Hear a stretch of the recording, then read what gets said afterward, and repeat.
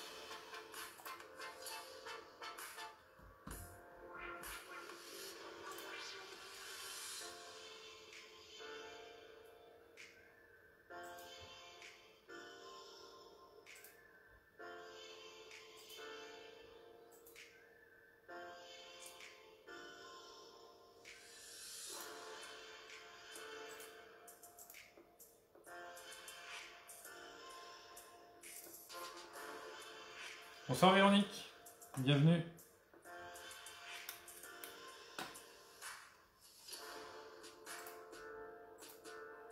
Alors. Ah voilà. Hop, c'est parti, on partage.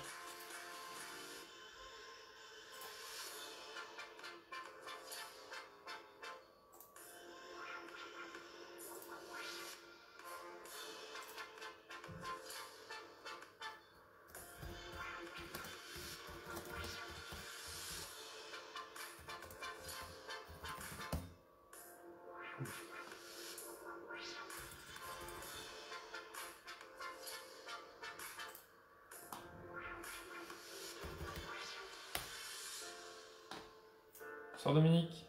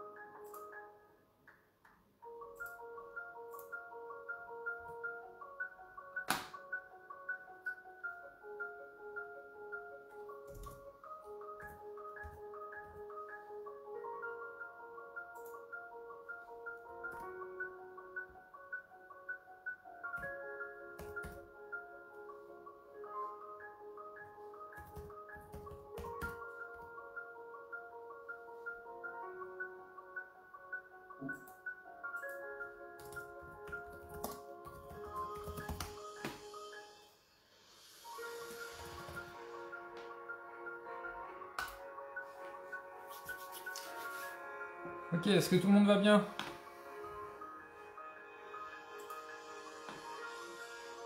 Est-ce que vous avez pris vos rendez-vous chez le coiffeur?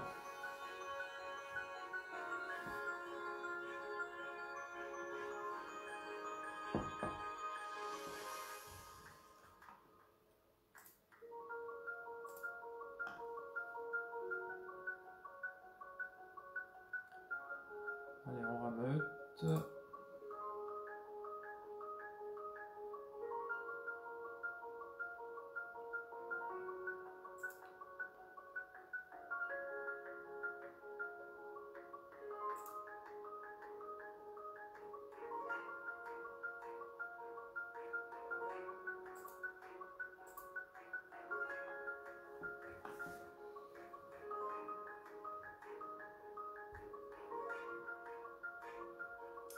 Et on commence dans 5 minutes.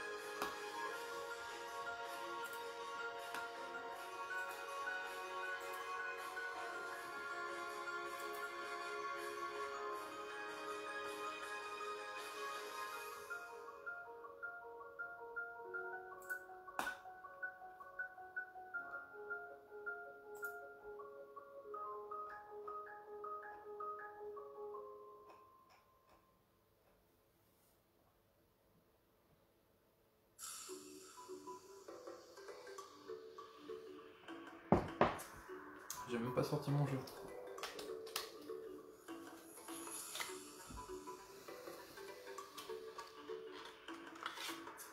Salut FX.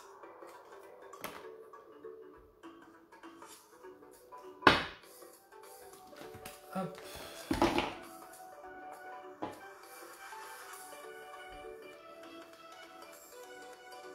Alors.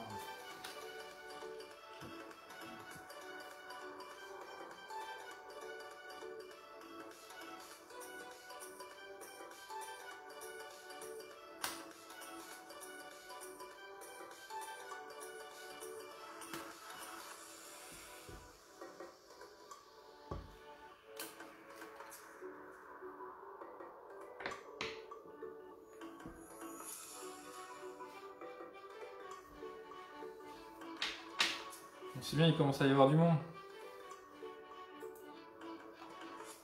Dites-moi si vous êtes là. Là j'en ai 3.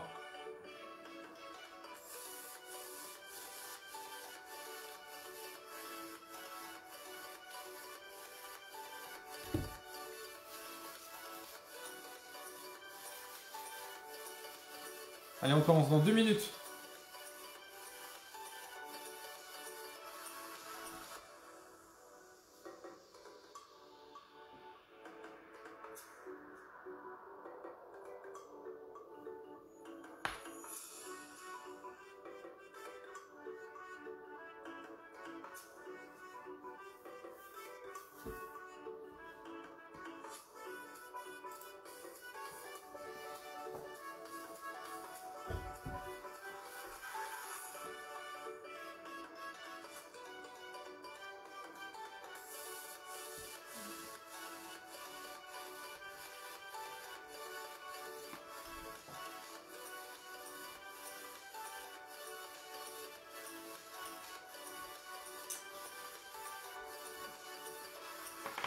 Alors, ce soir, FX, comme tous les mercredis, en ce moment, on aborde une flamme. Ce soir, c'est le labyrinthe.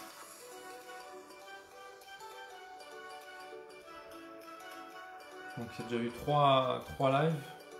Il y a déjà eu l'ancêtre, la tempête, la montagne.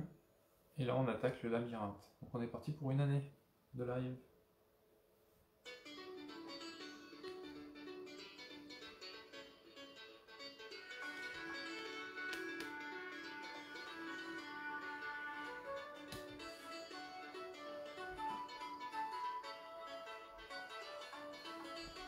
Allez les amis, ça fait 10 minutes.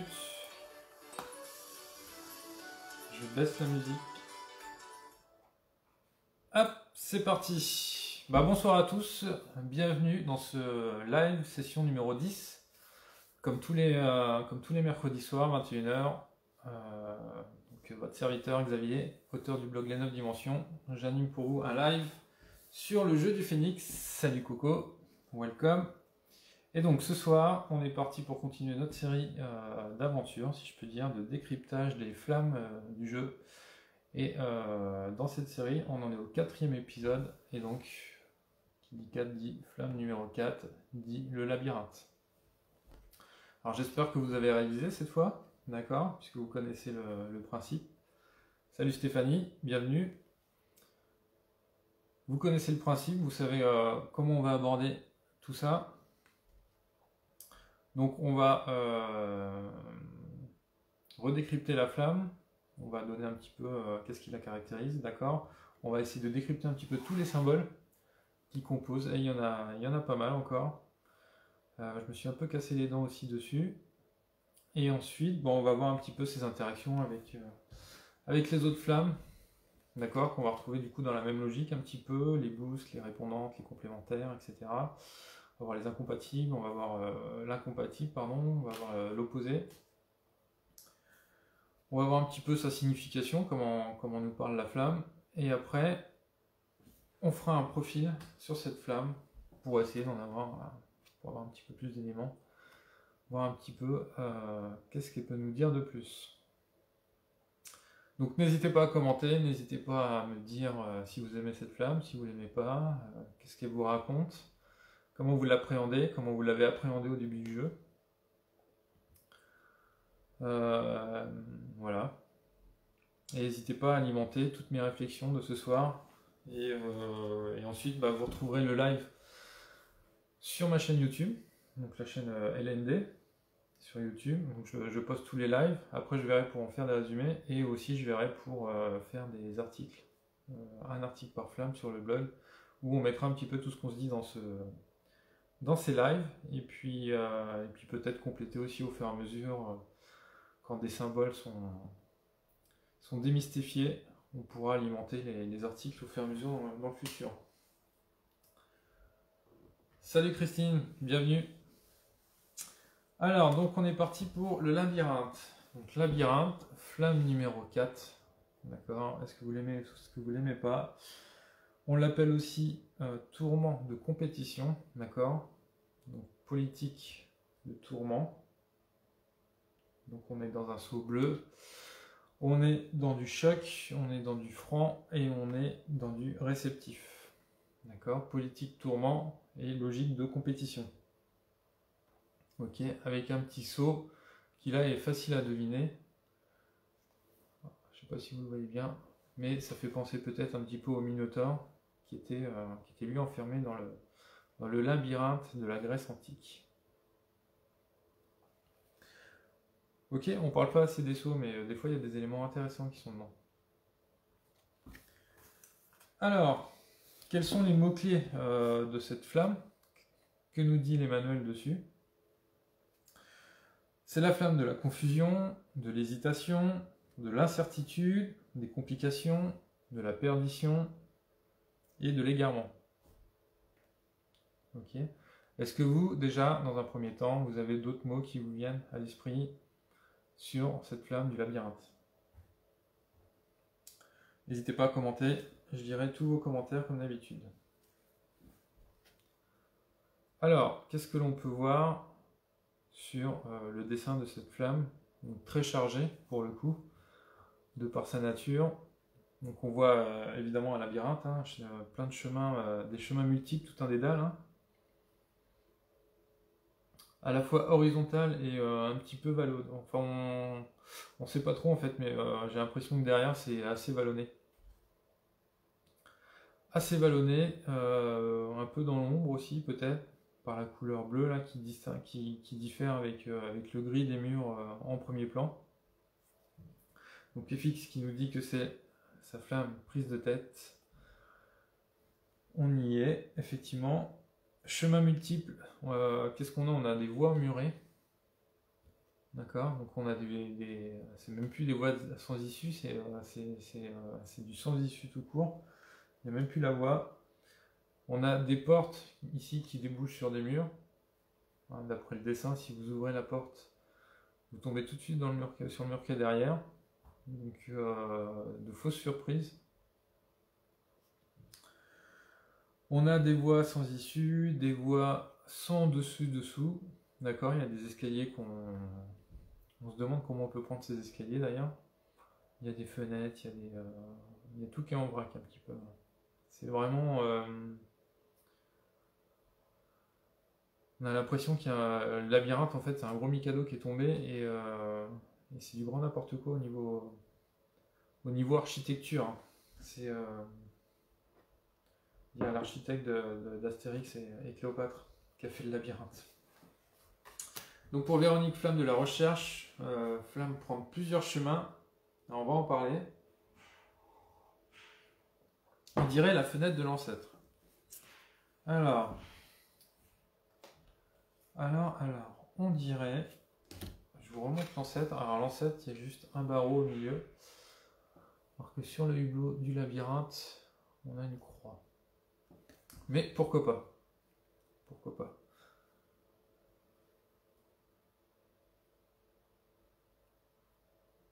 Pourquoi pas? Alors, on a Véronique qui nous disait prendre plusieurs chemins.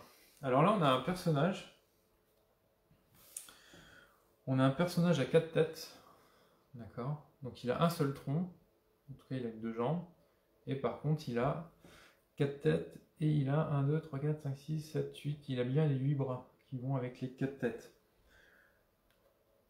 Et c'est un personnage qui à la fois veut aller dans tous les sens, effectivement. Il veut essayer de prendre tous les chemins, mais de par la constitution de son corps, en fait, il va nulle part. Il peut pas rentrer dans tous les chemins en même temps. Et du coup, il avance pas. En tout cas, c'est comme ça que je le vois. C'est-à-dire qu'il est tellement paumé, il y a tellement de possibilités qui s'ouvrent à lui, qu'il est bloqué, et il avance pas.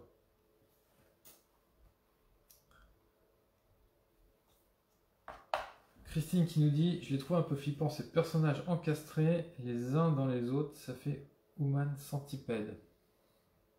Alors c'est étonnant, effectivement, ce personnage qui a été mis au niveau du labyrinthe, avec tous ces corps. Alors, je sais pas si un autre symbolisme. En plus, ils ont des têtes différentes, ils ont des teints de peau différents. Et effectivement, ils essayent d'aller partout à la fois, et finalement, ils vont nulle part. D'ailleurs, on se demande quand on voit la position des jambes d'où ils viennent aussi. Et on a l'impression qu'ils sont à terre, qu'ils rampent un peu. Donc on est dans le choc, hein, on est dans l'épuisement. D'accord. Et il y a ce trou de serrure au milieu de tout ça. On cherche la clé, hein. Donc la clé est au milieu du labyrinthe. Et eux, ils ont le trou. Ils cherchent la clé. Alors peut-être que c'est la clé qui leur permettrait de se séparer. Peut-être, je viens de penser à ça là. Peut-être qu'en trouvant la clé, ça permet de libérer ces corps. Et d'arrêter de se disperser, d'aller à droite, d'essayer d'aller à droite, à gauche, au milieu à la fois. Peut-être que c'est la clé qu'ils recherchent pour arrêter d'être tourmentés et d'être perdus. Les jambes me font penser à une danseuse. Alors détaille un petit peu, Véronique. Pourquoi une danseuse?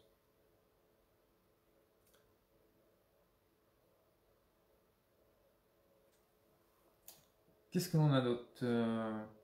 Donc on a cette clé, hein, qui est au milieu du labyrinthe, qui est un petit peu le focus, hein, elle est au centre du labyrinthe, donc c'est l'objectif central. Et on sait très bien que les labyrinthes un peu circulaires comme ça, où la sortie est au milieu, et c'est très compliqué de s'y retrouver, hein. Autant les labyrinthes dits classiques, où il y a une entrée d'un côté, une sortie de l'autre, vous savez, il y a des techniques, il y a des solutions pour s'en sortir facilement. Par exemple, vous posez votre main sur le mur de droite et vous suivez toujours le mur de droite et vous allez toujours trouver la sortie. Là, on est sur un labyrinthe qui paraît un peu circulaire avec une issue au milieu, et cette technique ne s'applique pas, donc très compliqué. Coco, sur les 4, 2 ont la tête dans l'alignement de leur corps, 2 autres sur l'arrière, 2 qui pensent au futur et 2 qui pensent au passé. Donc tu penses qu'ils sont à la fois déchirés entre avancer et reculer, ou en tout cas peut-être pas reculer, mais s'accrocher à un présent. Peut-être. Alors c'est vrai qu'on voit une évolution dans les flammes qu'on a déjà traitées. Je vais essayer de les retrouver. Et il y a moyen de faire une histoire en fait sur l'évolution des flammes. C'est-à-dire qu'avant vous aviez l'ancêtre. L'ancêtre, on l'a vu, qui s'accroche à son accoudoir et qui, j'ai repensé à ça en fait, qui s'accroche à l'ancien monde. Quelque part, l'ancêtre est accroché et tient à son ancien monde. Il veut pas de nouveau monde en fait. Il s'accroche à son accoudoir pour que rien ne change. Or malheur, il y a la tempête qui arrive. Et la tempête forcément bouleverse un petit peu tous les plans, bouleverse l'ancien monde, et on ne sait pas ce qu'on va retrouver derrière, mais tout est chamboulé. D'accord? Quand les eaux se retirent, là on est face à des obstacles. Il n'y a plus rien autour, on est sur un terrain aride. Seule se présente en fait cette montagne. Et c'est un petit peu un peu comme un phare après la tempête, c'est-à-dire que pour pas se retrouver une deuxième fois peut-être au milieu de la tempête, et essayer de rester au-dessus des eaux, s'il y a un nouveau déluge, peut-être que c'est pour ça qu'on veut aussi essayer de monter en haut de la montagne, c'est pour être au sec après la tempête. D'accord? Donc il y a cet obstacle que l'on bute, et après il y a cette perdition. Donc au début, la montagne nous présente un seul chemin, et là finalement il y a plusieurs chemins qui se présentent à nous. Et il y a une espèce d'évolution comme ça, je trouve, sur les flammes. Donc on le verra peut-être la prochaine fois avec le tigre. Mais il y a moyen de raconter une belle histoire en prenant les flammes dans le bon ordre. Et de voir l'évolution, peut-être l'évolution d'une crise, hein, l'évolution d'un personnage, voir plusieurs étapes, comme quand on décrit les étapes d'un deuil, où il y a la tristesse, la colère, l'acceptation, le marchandage, etc. Peut-être qu'avec les flammes du phénix, on peut commencer avec l'ancêtre, puis ensuite on s'accroche à son ancien monde, on s'accroche à des idées bien reçues, et puis finalement il y a une tempête qui passe par là, qui emmène tous les... qui balaye tous vos préjugés, tous vos paradigmes, et puis une fois que la tempête sortira, peut-être que vous êtes face à la montagne, puis ensuite vous passez par le labyrinthe, etc. Il y a moyen de réfléchir à tout ça. Alors, je vois que vous êtes bavard ce soir, c'est cool. Ça me fera moins de travail. Alors, serrure au niveau du ventre, des tripes, bien loin de la tête donc. Donc, Dominique, quand tu parlais des tripes, c'est au niveau des... qu'est-ce qu'on ressent, des sensations, je pense. Solution qui pourrait surgir de ce second cerveau. Alors, on sait que dans l'estomac, je crois qu'il y a des neurones, hein, ils ont retrouvé des neurones dedans. Plutôt que celui d'en haut, qui a perdu toute lucidité dans le labyrinthe. Donc ça veut dire qu'on n'est plus perdu dans la tête, mais on est perdu dans le corps, dans le ressenti, dans les tripes. D'accord? Est-ce que c'est ça que tu veux dire, Dominique? Ensuite, Christine, chaque personnage représente une idée, et la clé permettrait finalement de ranger ces idées dans un certain ordre afin de les exploiter au mieux. C'est ça en fait, le trou de serrure, c'est... il attend de recevoir la clé. Et une serrure, ça ouvre quelque chose. Que doit ouvrir du coup cette serrure?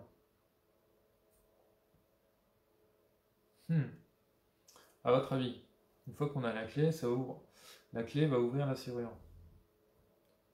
Donc forcément, ça va ouvrir sur quelque chose d'autre.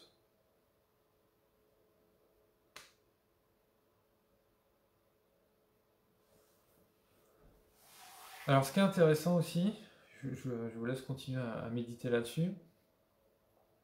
On peut retrouver, il y a plein de symboles en fait sur les murs de gravés. Par exemple, à la droite des personnages, là, il y a un symbole. Si vous connaissez bien les flammes du phénix, vous le retrouvez un petit peu. Moi, ça me fait penser au tournesol qu'il y a dans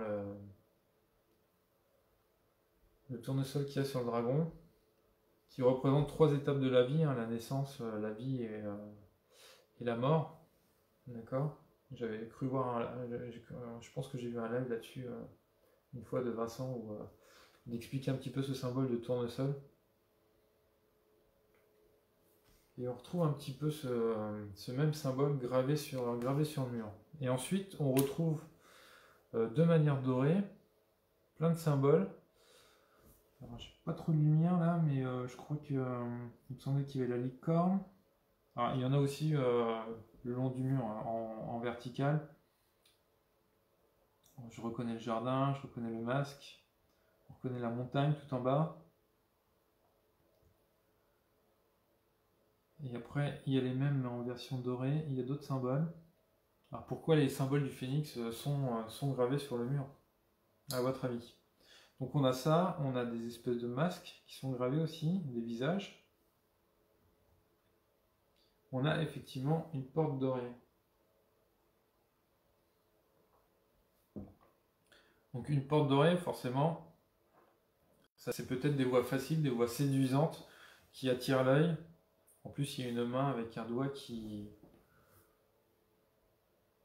indique la direction de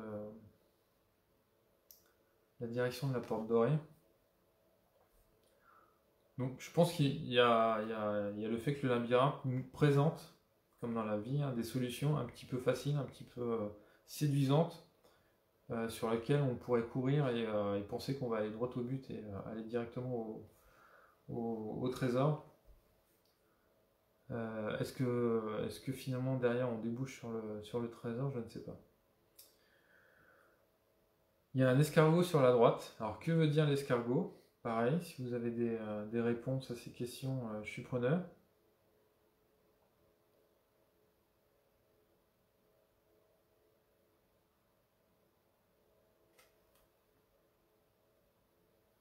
Un chemin qui prend du temps. Quel chemin? Le chemin de l'escargot?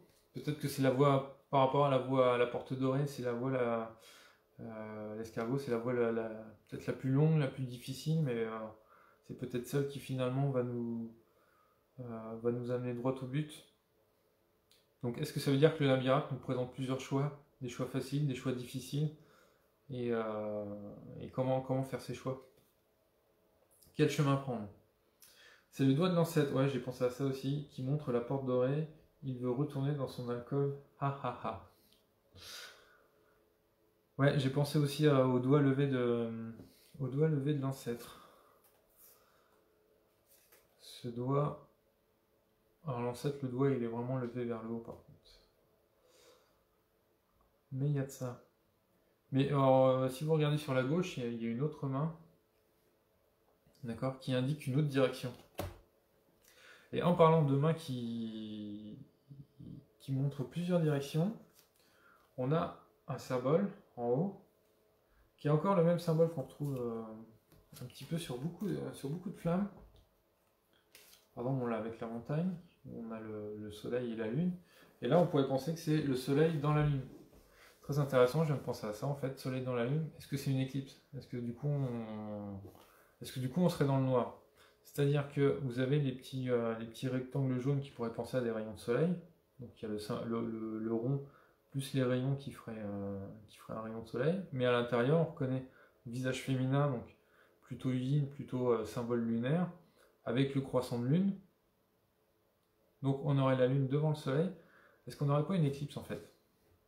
Et du coup on serait dans le noir. D'où la perdition. Donc il y a ça que je vois dans le symbole. Et aussi il y a toutes ces mains qui montrent plusieurs directions. Comme si on avait une boussole, mais où tout le monde... Enfin il y a plusieurs directions qui sont pointées. Du coup, donc on retrouve un petit peu ce doigt qui indique une direction. Mais là on a des mains de différentes couleurs encore, de différentes teintes. Et qui montrent différentes directions. Et là, est-ce que ça ne pourrait pas être le symbole de la personne en fait reçoit plein de conseils, et des conseils qui vont dans tous les sens. Et du coup, n'aide pas du tout à prendre une décision sur quel chemin prendre. Et c'est bizarre parce les flammes doivent nous donner un sens. Hein. Le but, c'est on fait des sensales au jeu du phénix, donc on doit donner du sens. Et là, du coup, ça part dans tous les sens, ou au contraire, ça n'a aucun sens.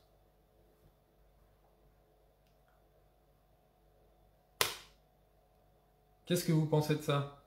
Est-ce que vous aviez vu ce symbole là-haut, comme ceci?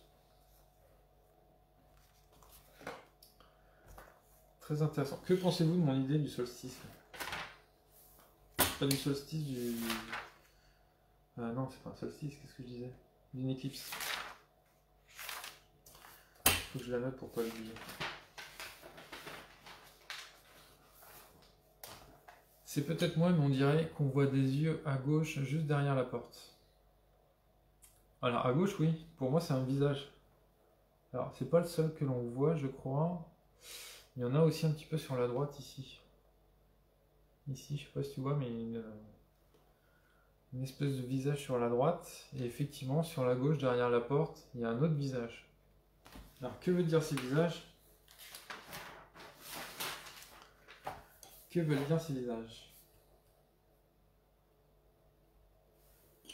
Ça veut dire que le labyrinthe nous regarde. Sûrement. Ou en tout cas que des gens nous regardent, nous observent. Peut-être que des gens font obstacle finalement et nous empêchent de faire des choix. Ou nous forcent, nous guident pareil sur des choix qui ne seraient pas les bons. C'est-à-dire que vu qu'ils sont en forme de mur, on est obligé de contourner ces murs ou de suivre ces murs, et du coup on est obligé de suivre ces visages.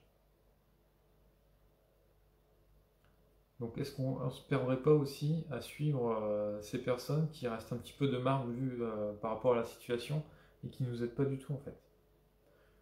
Et dans la vie c'est un peu ça, c'est vous avez des gens qui vous aident pas du tout, euh, qui sont là sur votre chemin comme des obstacles et qu'il faut contourner. Et vous avez les autres qui, dans une espèce de bienveillance, essayent de vous aider, mais qui en fait ne sont pas forcément de bons conseils et ça part dans tous les sens.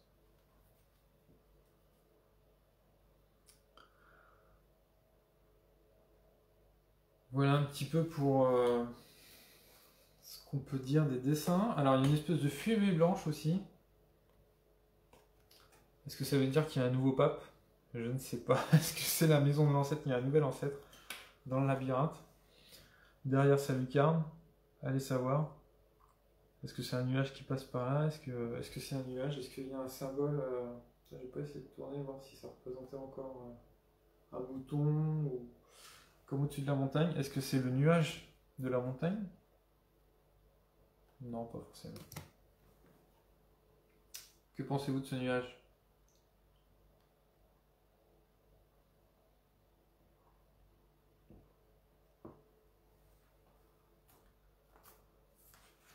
Alors, qu'est-ce qu'on a d'autre? Donc la lune, j'en ai parlé. Ah oui, la lune aussi. La lune qui peut faire penser que c'est la nuit. Hein. Il y a une partie du labyrinthe peut-être au fond qui est dans le noir, qui est dans la nuit. Est-ce que ça ne ferait pas penser à la nuit qui, cette fois-ci, ne porte pas conseil? D'accord? On dit toujours la nuit porte conseil, et là, bizarrement, elle porte pas du tout conseil, ou elle envoie dans tous les sens.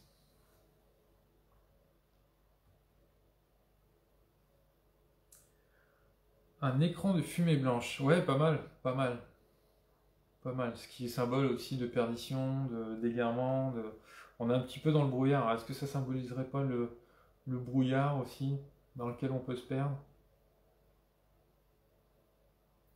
J'ai vraiment l'impression, en fait, maintenant, en parlant de nuit comme ça, vu que les fenêtres qui sont dans la partie bleue sont éclairées, on a l'impression qu'il y a de la lumière derrière, donc ça veut dire que les gens auraient allumé leur maison, enfin, si on peut appeler ça maison, parce que c'est dans un labyrinthe, donc qui vivrait dans ce labyrinthe et qui allumerait la lumière? Mais alors du coup, peut-être qu'il y a une partie où ils sont dans la nuit. Et une partie jour. Donc on serait au seuil d'une nouvelle journée, je ne sais pas. Ou est-ce que c'est tout bonnement l'ombre de l'éclipse, hein, cette ombre qui passe quand la lune passe devant le soleil? Il y a l'ombre et la pénombre. Donc peut-être que c'est l'éclipse qui fait cette ombre.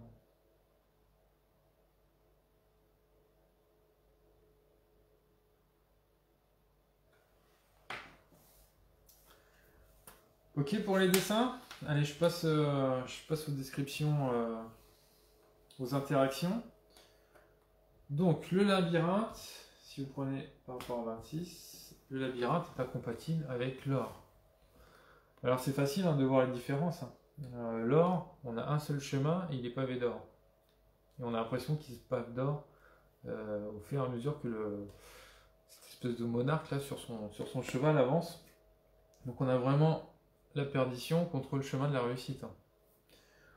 On a la dispersion, d'accord, cette énergumène là, avec quatre têtes là qui essaie de partir dans tous les sens, donc il y a un peu de dispersion. Et là, cette espèce de convergence, d'accord, vers tous ces gens en fait, de ce chemin. Voilà un petit peu. Alors le roi qui, dans la mythologie, le roi qui changeait tout ce qui touche en or, c'est le roi Midas. Et le roi qui a demandé à faire construire le labyrinthe, c'est le roi Minos. Est-ce qu'il y a un lien avec la mythologie également? Dominique, on dirait que le personnage est à l'entrée du labyrinthe et qu'il se laisse appeler. On dirait que le personnage est à l'entrée du labyrinthe. Ah d'accord, est à l'entrée du labyrinthe. Et qu'il se laisse appeler, influencé par plein de conseils de gens emmurés dans un dédale de croyances, etc.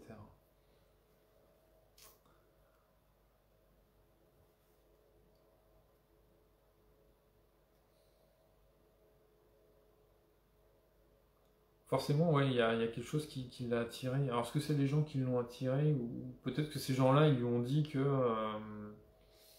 ils lui ont donné des faux espoirs aussi. Peut-être que c'est la carte aussi des faux espoirs où on recherche un petit peu un trésor qui est enfoui au milieu du labyrinthe et on vient s'y perdre. Et peut-être que des gens de mauvais conseils aiment nous voir s'y perdre. Contrairement à, justement, ça me fait rebondir à l'incompatible, où là on est dans des relations gagnant-gagnant, donc symbole de générosité, et où tout le monde veut la réussite de tout le monde. Donc là, je vous rappelle qu'on est dans la logique de compétition, donc ça veut dire que on est les uns contre les autres. Donc peut-être que si aussi il y a une compétition, hein, comme dans Harry Potter et la coupe de feu, où la dernière étape c'est le labyrinthe et c'est le premier qui trouve la coupe qui en ressort vainqueur. Donc chacun veut partir dans son coin, chacun veut partir dans sa voie, être le premier arrivé au centre. Et finalement aujourd'hui ils sont tous attachés, quoi. Donc ils peuvent pas aller très loin. Flamme passive, le monde influe sur le personnage qui réagit comme ça. Donc oui, on est sur une flamme passive, en tout cas réceptive.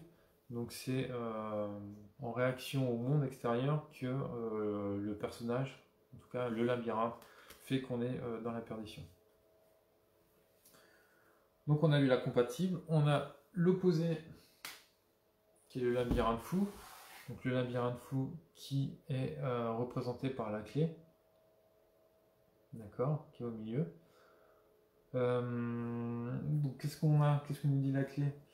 Donc on est égarement, labyrinthe en 4, contre la clé, qui est la clé de la curiosité.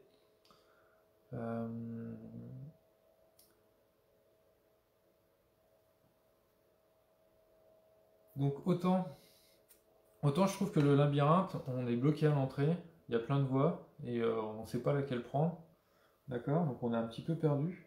Alors que pour moi, le labyrinthe flou, justement, il y a plein de voies, et on va toutes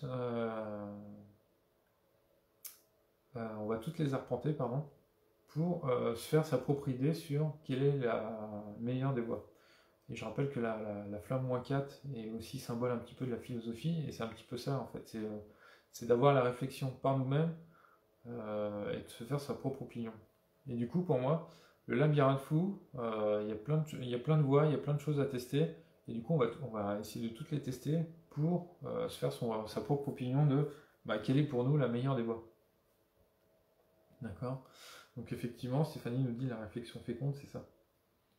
C'est se perdre, mais se perdre comme si on se perdrait dans les bouquins pour essayer de trouver la vérité, quoi. Donc avec plutôt charme. Ensuite, on a 2 boosts. Comme chaque flamme, 2 boosts. On a 4 et 17. Pardon. Moins 17. Ça va être mieux.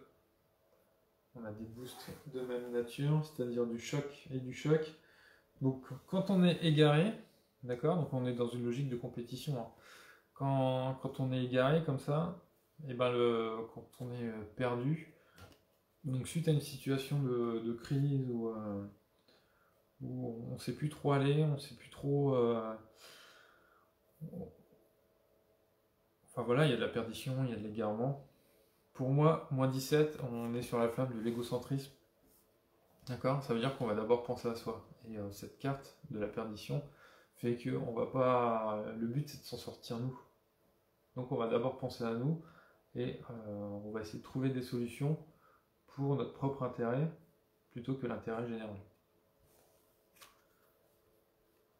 Donc on est un petit peu en mode survivalisme, d'accord, un côté égocentrisme. Un petit côté, pour moi les deux flammes là, ça fait un petit côté Battle Royale. Je sais pas si vous avez vu ce type de film ou Hunger Games, où des jeunes se retrouvent sur une île, ils sont obligés de s'entretuer pour gagner. Donc on est vraiment dans la compétition et il y a le côté égocentrique, d'accord, il y a un petit peu le côté survie et le côté labyrinthe. Voilà pour moi. Qu'est-ce que vous en pensez? Est-ce que ça vous fait penser à du Battle Royale ou à du Hunger Games? Pour ceux qui ont vu les films. Ensuite, on a du 4 qui est boosté avec du moins 22. Donc 4 moins 22. Donc moins 22 c'est le pavot, d'accord? C'est la drogue. Donc c'est la flamme de l'arrivisme. C'est la flamme...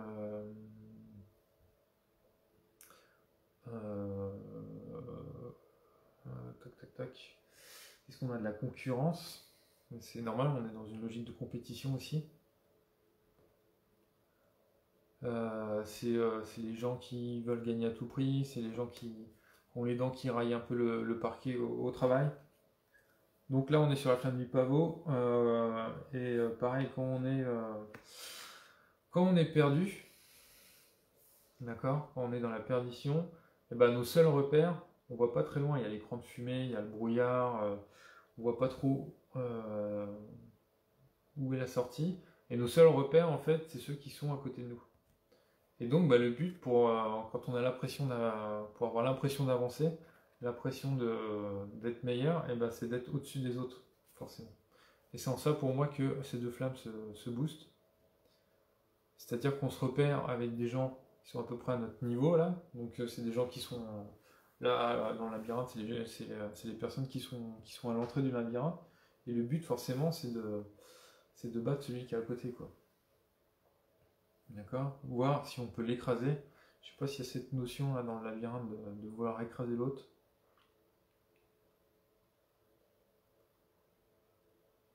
Mais le but c'est ça en fait, on voit pas plus loin que le bout de son nez quand on est dans cette position d'arrivisme, de guéguerre, de compétition. D'accord? Forcément, on n'est pas dans une position absolue. On ne se positionne pas par rapport à nous, par rapport à la vie, on se positionne par rapport à l'autre, par rapport à son voisin, par rapport à son prochain, par rapport à son collègue. Et le but, bah, c'est d'être toujours mieux, toujours au-dessus. Et c'est des gens qui finalement ne savent pas forcément où aller. Ils ont pas forcément un but propre à eux dans la vie. Et c'est aussi pour ça, c'est peut-être des gens aussi qui se laissent du coup plus facilement, où on leur dicte un petit peu qu'est-ce que doit être la réussite. Qu'est-ce que c'est que de réussir, et qui les emmène sur des voies un petit peu houleux, un petit peu des voies chocs, hein, la perdition du labyrinthe. Qu'est-ce que vous en pensez de tout ça? Est-ce que ça vous parle? Est-ce que vous trouvez ça cohérent? Est-ce que vous trouvez ça pragmatique, logique? Au niveau des boosts, je ne vous entends plus là. Allez, on avance. On a ensuite la répondante. Donc répondante au labyrinthe, on s'attaque à la rose. Donc la rose, c'est exactement un petit peu ce que je viens de dire en fait.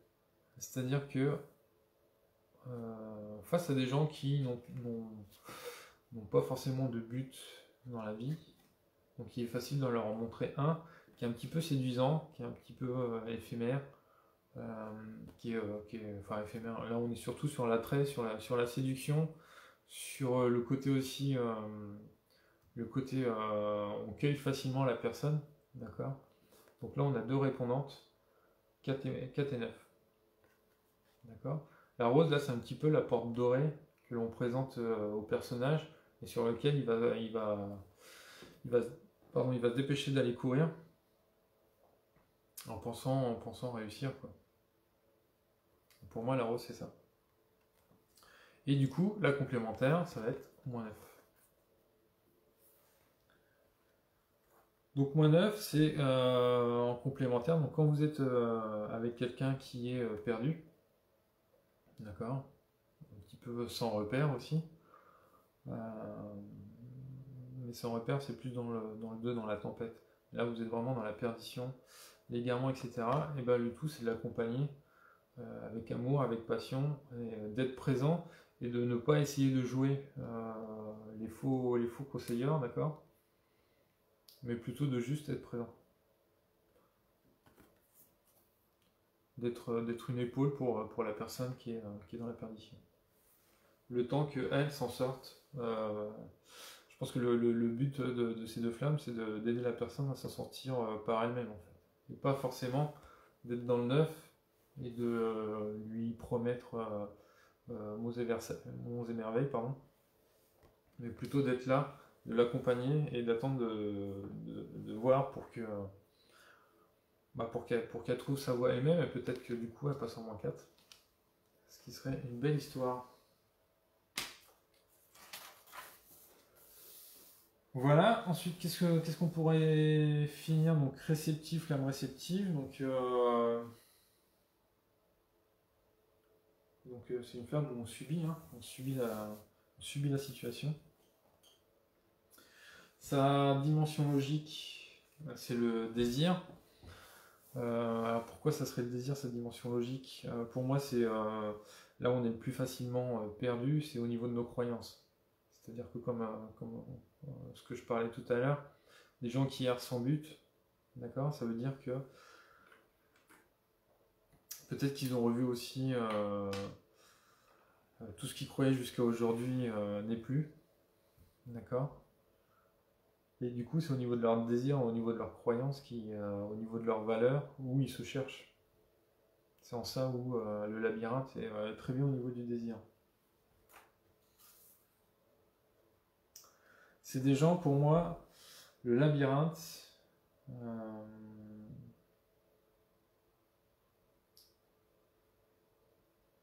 aussi qui ne saurait pas s'adapter. Donc il subit une situation, donc flamme passive, hein. Ils sont dans la perdition, c'est le monde qui fait qu'ils sont dans la perdition. Et pourquoi ils sont dans la perdition? Donc désir, ils ont perdu un petit peu leur valeur et leur croyance.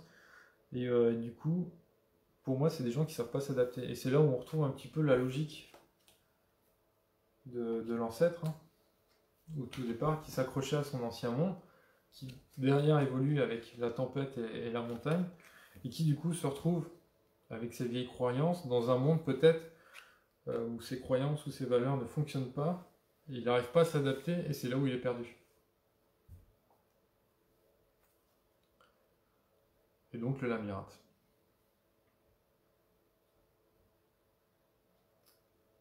Vous me suivez? Donc tourment de compétition, tourment, ça fait penser aussi à tourner, d'accord? Donc là, tourner en rond, donc perdu dans le labyrinthe, et la compétition, le but c'est de en sortir le premier. Une volonté de sortir le premier. On tourne en rond avec une volonté de sortir le premier. Et la volonté, on revient aussi à la flamme du désir, à la dimension du désir, pardon. Pas de stratégie dans un labyrinthe, là, surtout circulaire, ce que j'ai dit, il est difficile d'avoir de stratégie, donc il n'y a pas de stratégie, pas d'axe, d'accord, ça va dans tous les sens. Donc perte de sens, plus de sens, voilà, là on a perdu tous nos sens.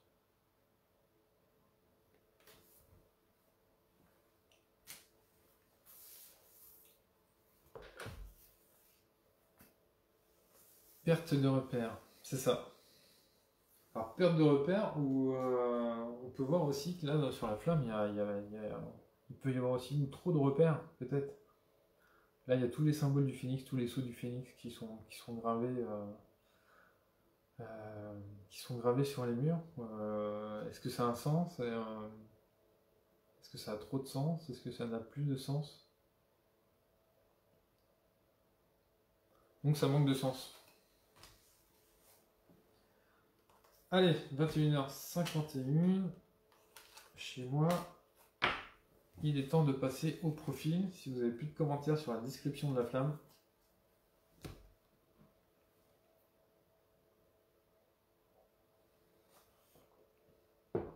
c'est le moment où je vous fais tourner la tête.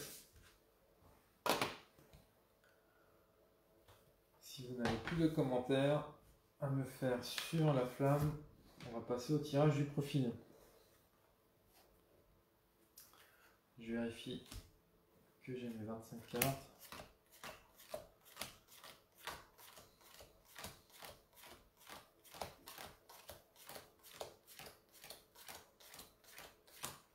Ça c'est bon. La 26e, c'est le labyrinthe. Elle est sur la dimension de l'énergie. Et attention, c'est parti.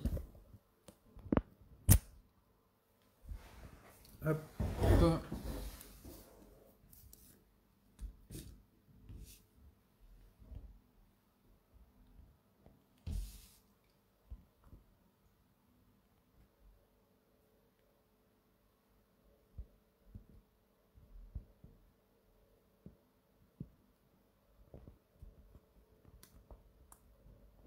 Oh, mais j'arrive pas ce soir. Je suis désolé.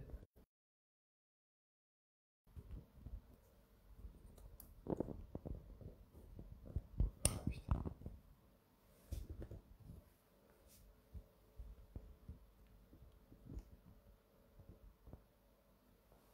Ah, c'est laborieux ce soir, je suis désolé.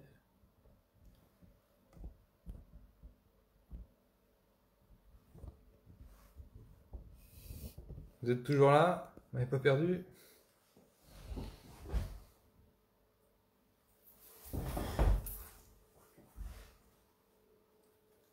Je vais essayer de recentrer un peu.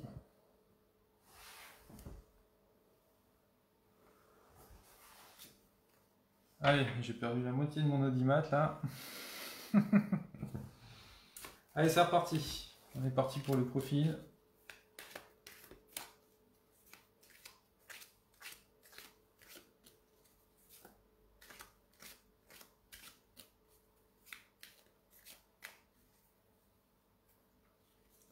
Allez, je tire le désir.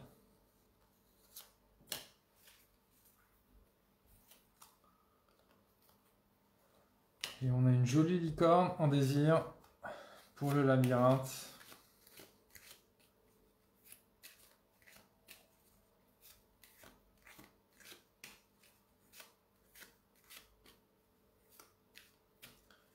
Ensuite, l'intuition.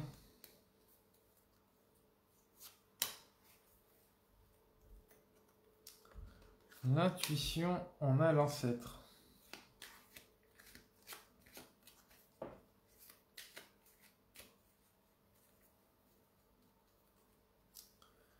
Le besoin. On a une source.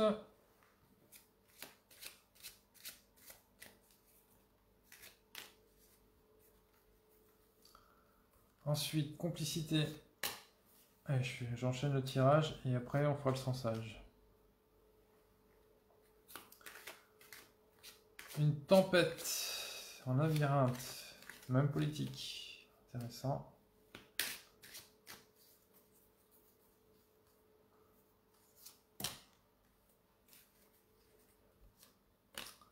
Et une montagne en guerre. C'est marrant, on a presque une suite, dis donc.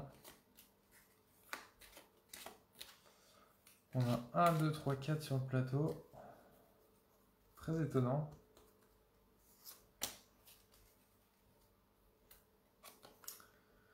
En harmonie, on a l'épée.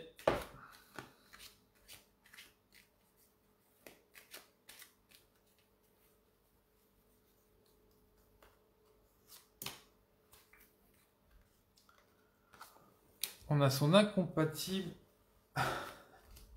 en aventure. N'hésitez pas à censer. Donnez-moi déjà vos impressions.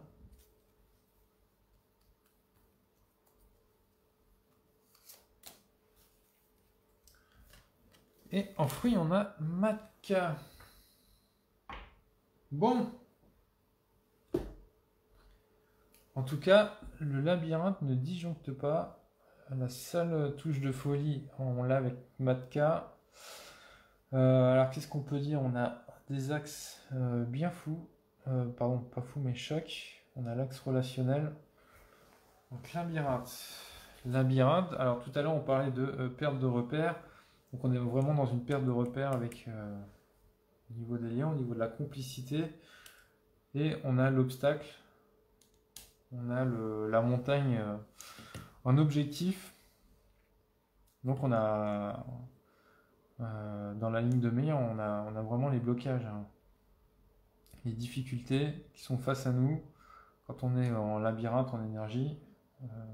C'est pas anormal. Matka, oui, sortie du labyrinthe, la liberté. C'est vrai, c'est ce que provoque une sortie de labyrinthe. Encore faut-il y arriver. Pour ça, on ose l'or, donc on s'aventure sur le chemin de la réussite. Pour autant, on vise la montagne. Donc, est-ce que ça veut dire que finalement, se perdre dans le labyrinthe, c'est de ne pas en sortir? Est-ce que normalement on ne devrait pas avoir peur derrière le labyrinthe quand on ne sait pas ce qui se trouve derrière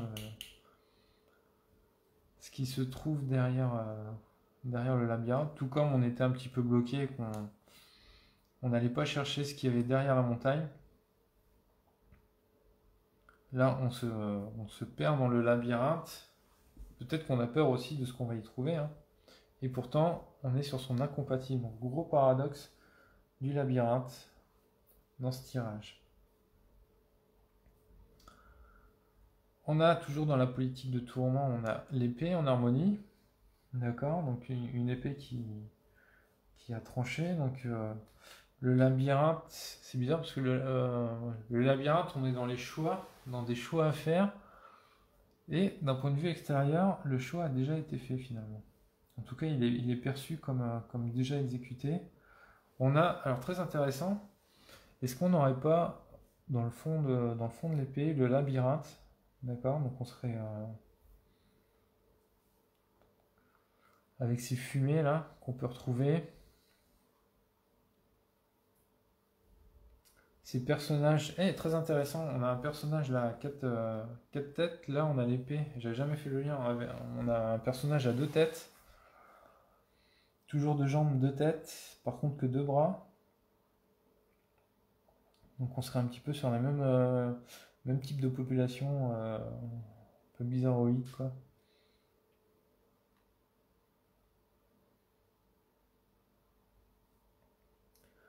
Donc on a ça, on a, très intéressant, encore 2 incompatibles sur le plateau, mais on en a plein en fait des incompatibles. On a la montagne avec la source, on a la licorne avec l'épée,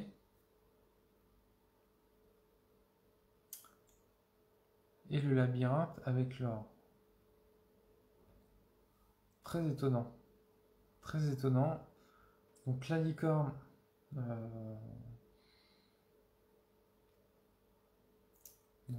perception, spiritualité, distinction, le bien, le mal, tout ça.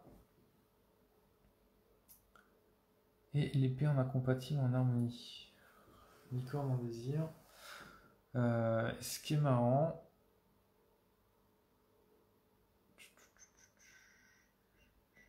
ce qui est très marrant, c'est qu'on a des incompatibles. La licorne, la voie du milieu, oui, l'empire du milieu. Ce qui est très marrant, c'est que les incompatibles se retrouvent sur les mêmes axes spatiaux, d'accord, mais avec des liens différents. C'est-à-dire que dans le futur, ce qui est porté vers le futur, donc au niveau des efforts, on a la source qui est incompatible, donc on a l'intime qui est incompatible avec le relationnel. Ici, dans l'axe de la spontanéité, on a le relationnel qui est incompatible avec le social. Et au niveau de l'héritage, on a l'intime qui est incompatible avec l'aspect social. C'est pas excitant ça les amis? Comment est-ce qu'on peut interpréter ça? Sachant qu'on a bien cette espèce de voie 1, 2, 3, 4. D'accord?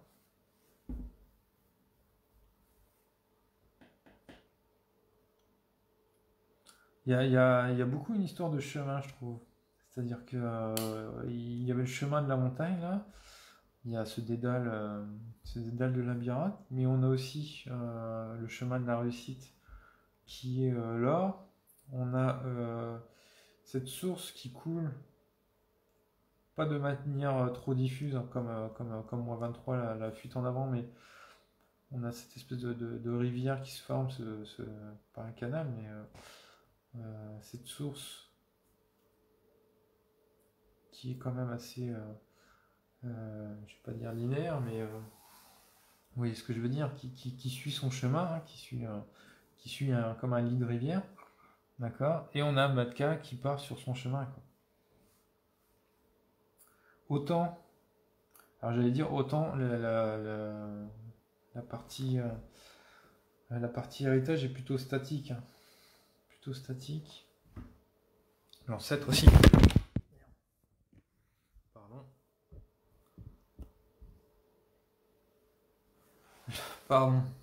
Accident de parcours. Décidément, c'est pas mon sort ça. On a l'ancêtre qui est statique.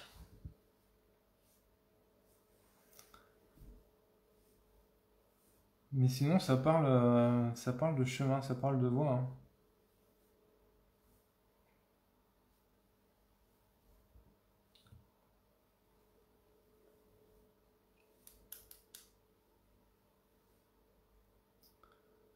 Ça parle de voie.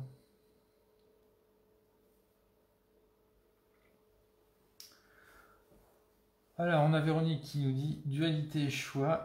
Ouais. Ouais, il y a toujours, cette notion de choix aussi entre l'épée qui tranche, hein, qui doit prendre des décisions entre une option ou une autre. La licorne qui elle, fait du discernement. L'ancêtre, lui, il a déjà, pareil, c'est plus qu'il a tranché, lui, il n'a qu'une seule opinion. Dominique, la montagne peut donner envie au labyrinthe, car il n'y a qu'une voie, même si elle est difficile, voire impossible.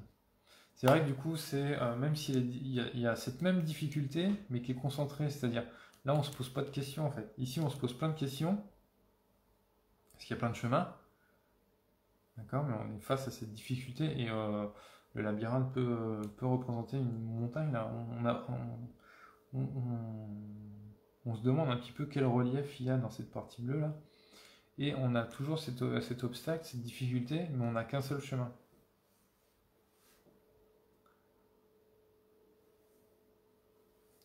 Chemin, cheminement. Donc forcément, à chaque fois on a l'épreuve physique, on a l'épreuve morale. Dans le jeu, tout y est.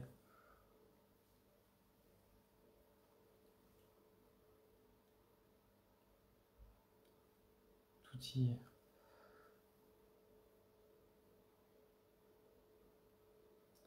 Donc on a un besoin, labyrinthe, on a ce besoin que ça coule de source, hein. On a besoin que ça soit fluide. On a besoin de dynamisme, on a besoin que ça avance. Alors que là on est bloqué. La montagne bloque, le labyrinthe bloque. La tempête, elle nous chavire, mais on n'est pas plus avancé. Du coup on a ce besoin, on ressent ce besoin de fluidité, on a envie que ça coule, quoi. L'ancêtre, alors très intéressant, l'ancêtre. Est-ce que l'ancêtre n'aurait pas le plan du labyrinthe?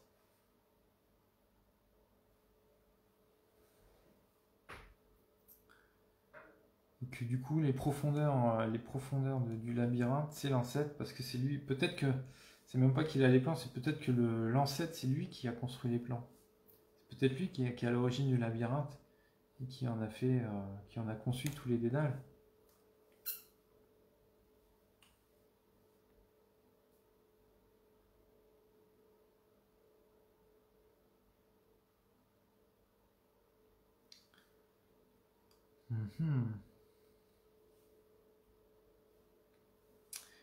Alors, autre chose très intéressante, les amis, je ne me lasse pas de regarder ce tirage. Regardez les positions des bras, des mains de tous ceux qui entourent le labyrinthe. Donc, le labyrinthe, on parlait des mains qui allaient un petit peu dans toutes les positions. Là, vous avez un personnage qui part vers le haut droite, Vous avez Matka qui a une main qui va vers le bas. Vous avez l'or qui part vers le bas à droite. Vous avez l'épée qui va vers le bas. La corne de la licorne qui va vers le haut. Le mât qui part en haut à droite. Donc ça part autour du labyrinthe, ça part aussi un petit peu dans tous les sens. Coco, on a un obstacle clairement identifié pour la montagne. Nous serions notre montagne, notre propre obstacle.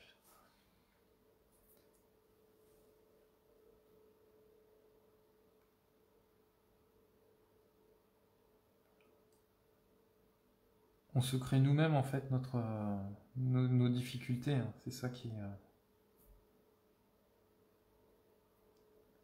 fait ressortir. Ce lien, ça vous aspire bien, ce lien entre la montagne et le labyrinthe.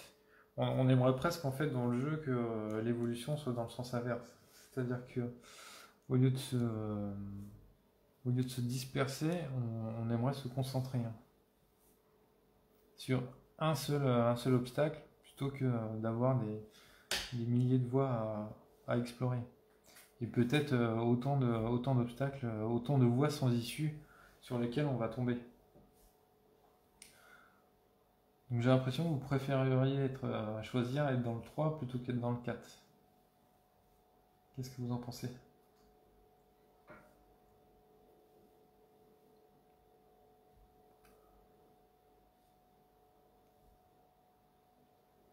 L'ancêtre en intuition, l'esprit fermé, comme un labyrinthe fermé. Ici tout le choc partait de là. Donc ça serait le...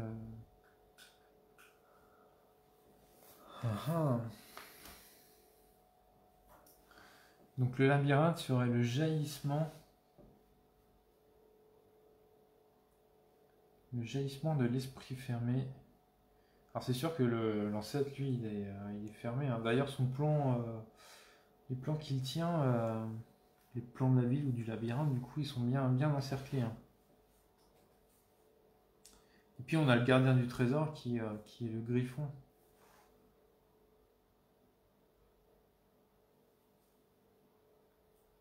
Le griffon. Alors effectivement, Stéphanie disait peut-être que les lucarnes, là, c'est ce qu'on retrouve dans le labyrinthe. Donc est-ce que l'ancêtre habiterait pas dans son propre labyrinthe aussi ce qui nous fait revenir au profil de l'ancêtre d'il y a 3 semaines.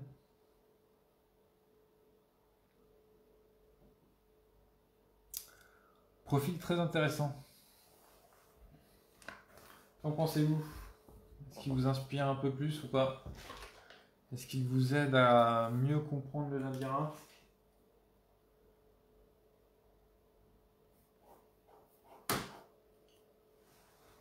J'attends vos commentaires, les amis.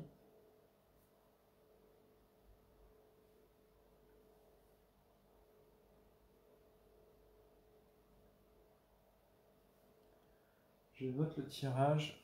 Ce sera toujours intéressant d'y revenir après.